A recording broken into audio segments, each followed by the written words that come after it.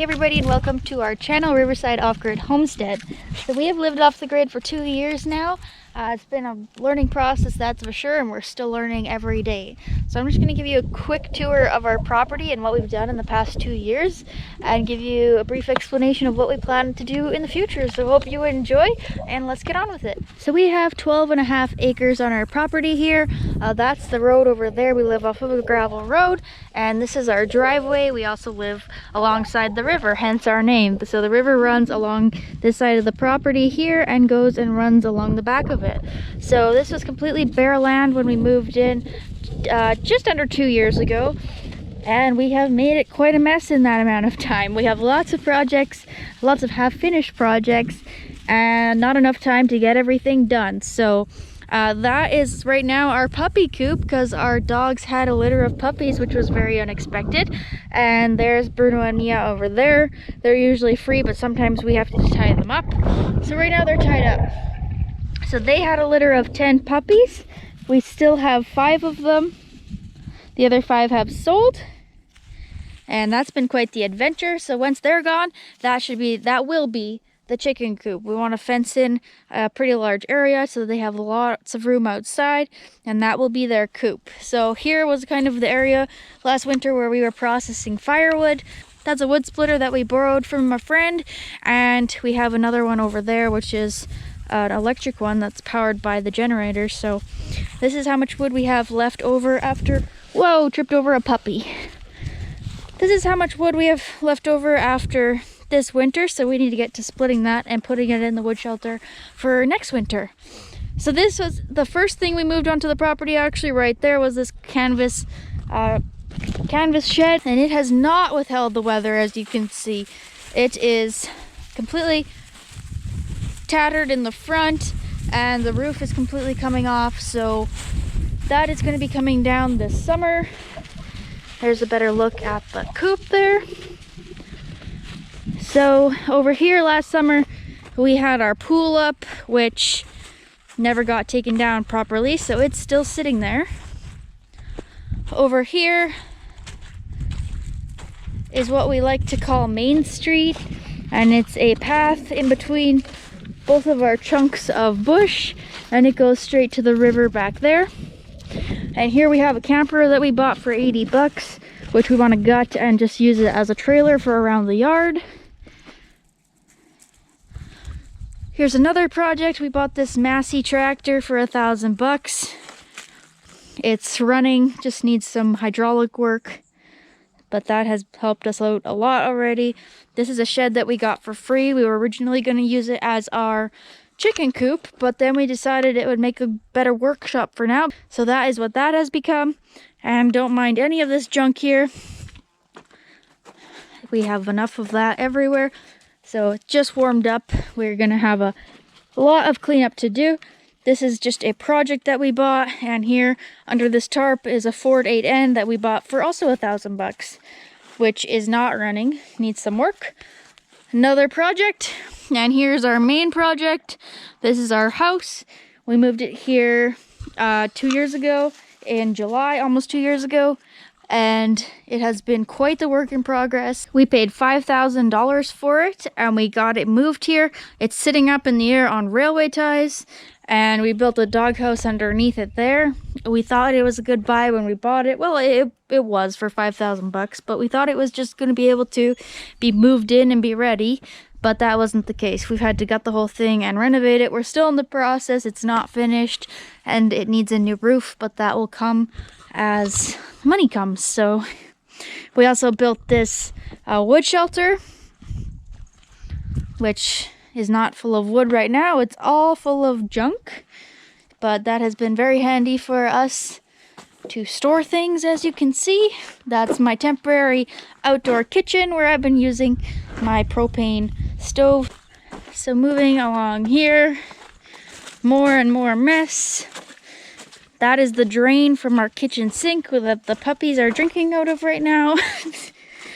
So we come to the back, and here we have our outhouse, which is just outside the back door here.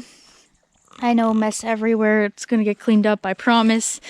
So this is our outhouse. which we use the composting system for. And it's been winter, so we haven't been able to clean our buckets. So these are all of our full buckets, which we'll need to dump. We've already done one winter of this, and that's our little temporary compost space that we built. So we've already had to clean them once.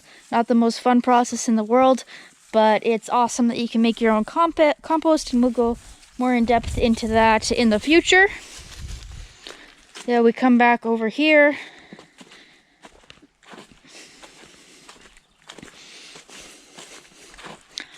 And we just have stuff everywhere. I just cannot wait to get this all cleaned up. Well, that's a little thing we jimmy rigged to make maple syrup. This is just a small storage shed that we got for 50 bucks. We've got a parts car parked in the bush already. Only been here 2 years, so we're already starting a scrapyard apparently. And here, this is supposed to be our designated wood lot where we did all of our firewood and everything, but last year it flooded. And this is all full of water, so we kind of got moved to where you saw in the beginning. But we did want to keep it all here just to keep everything out of the way. So here we kind of made this area in the bush here a material lot, so that's where all of our extra doors, windows, anything like that goes. Or is supposed to anyways. It slowly makes its way over there.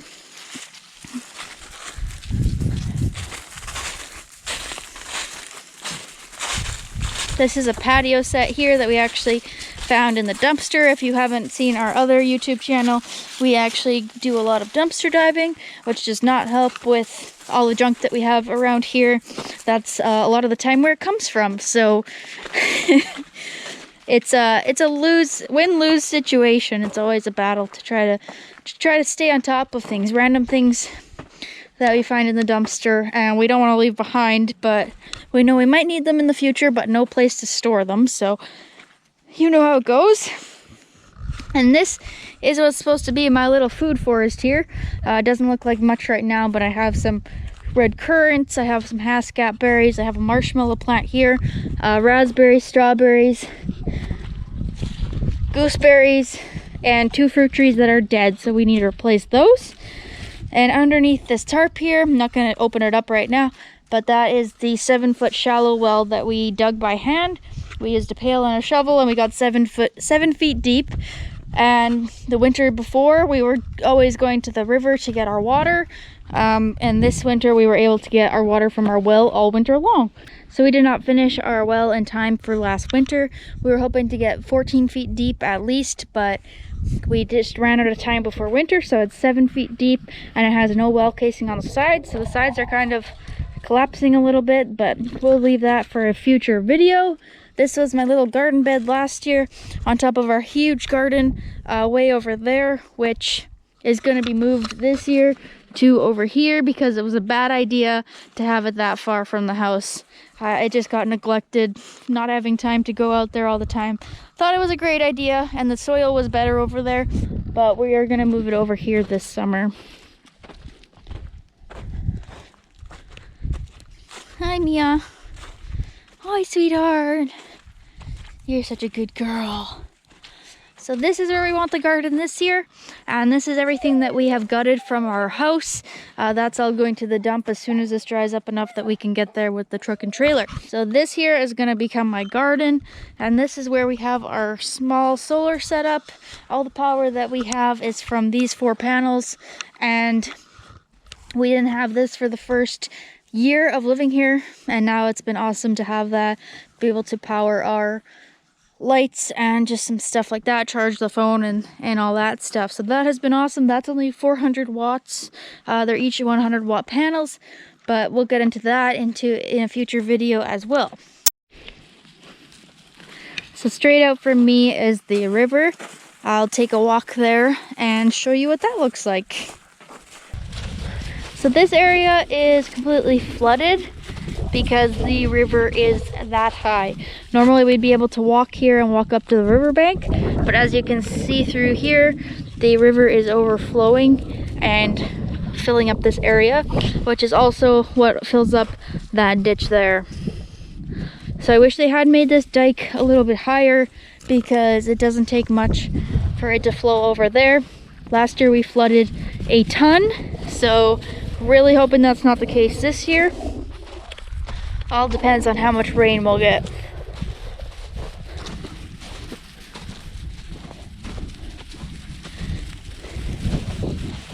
Yeah, as you can see, it's almost overflowing onto the bank. The river is not usually this high, so this is almost at flood level. Something just jumped into the water there, but I didn't see what. We have lots of beavers in this river. They love to go in there. You can see those trees that are down. Maybe you can. That's because of beavers.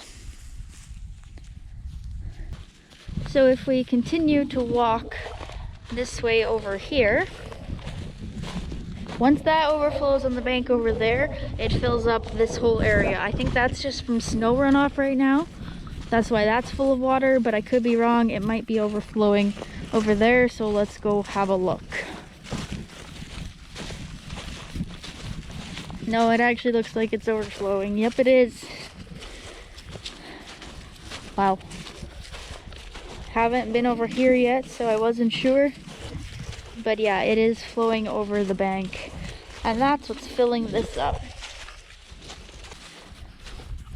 So this is all filled up because the river is very, very high. Wow.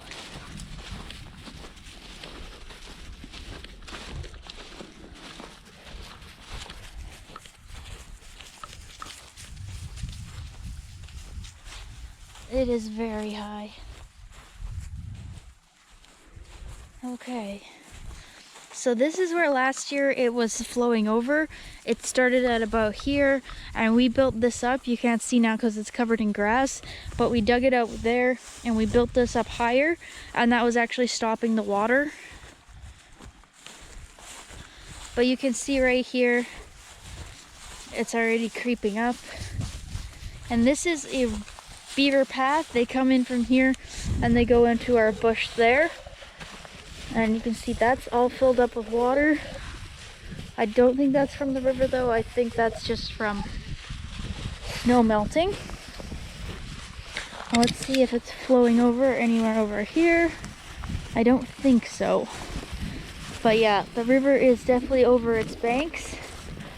And we can just hope and pray that we don't get any rain, because almost all the snow is melted now, so it shouldn't go up too much from snow melt. But if we get a lot of rain, see, this is where we sandbagged last year. These are sandbags. We didn't have to go very high, we just did one layer. And then we kind of used mud to pack in the crevices, and that helped us a lot last year. So we're just going to leave the sandbags there, and if it grows over, that is totally fine. Oh yeah, it's flowing over the bank here like crazy. That's a massive log that beavers took down before we got here. That was there. But it is not looking like it's flowing over enough to do any flood damage yet. It's stopped there. And this is still dry, so that is very good.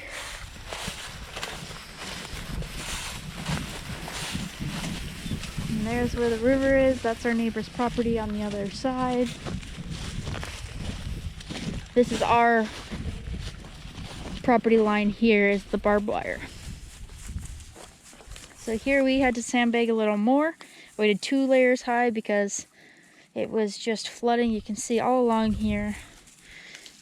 We sandbagged and dug it up.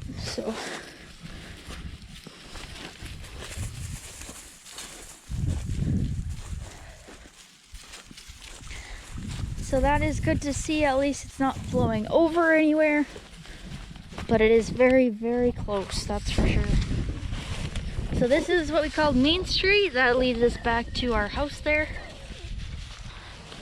And this just continues to go around to the front of our property.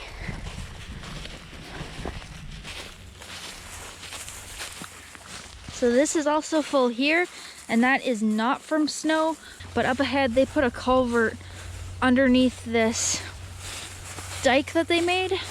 So the water from there runs through the culvert and fills this up.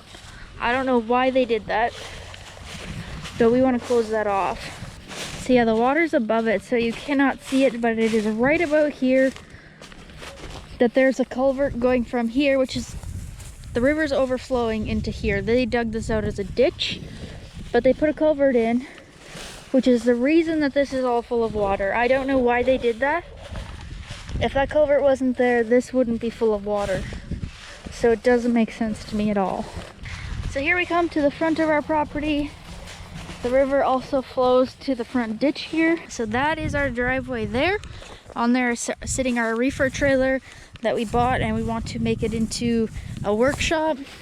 So this is where we're moving the garden from. It was just way too far from the house. I never got there and things just got neglected.